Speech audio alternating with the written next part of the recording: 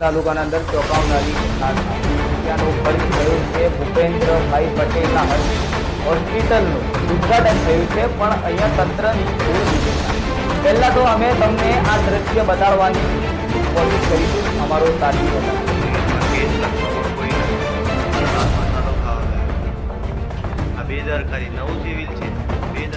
ચોંકાવનારી ઘટના સામે આવી। 15 દિવસ થયા છે રેફરન્સ હોસ્પિટલને કરોડો રૂપિયાનો ખર્ચ થયો છે। ભૂપેન્દ્રભાઈ પટેલના હસ્તે હોસ્પિટલનું ઉદ્ઘાટન થયું છે, પણ અહીંયા તંત્રની ખોળ બેદરકારી જોવાઈ રહી છે। પહેલા તો અમે તમને આ દ્રશ્ય બતાડવાની કોશિશ કરીશું। અમારો સાથી બતાડશે।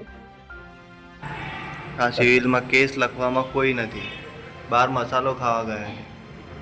આ બેદરકારી, નવું સિવિલ છે, બેદરકારી।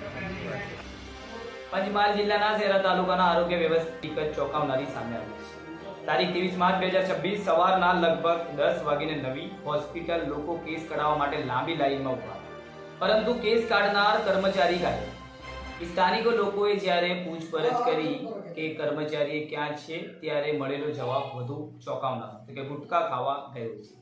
દર્દીઓ કલાકો સુધી લાઈનમાં ઉભા રહી અને આરોગ્ય સેવાઓ શું આ રીતે દર્દીઓ સામે મજાક કરવામાં આવી રહી છે અને તેમના પરિવારજનોમાં ભારે રોષ ફાટી નીકળ્યો છે।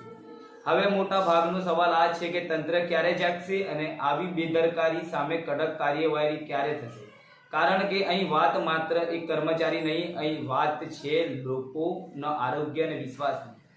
આ છે શહેરાનો એક ખાસ સંદેશ। નમસ્કાર।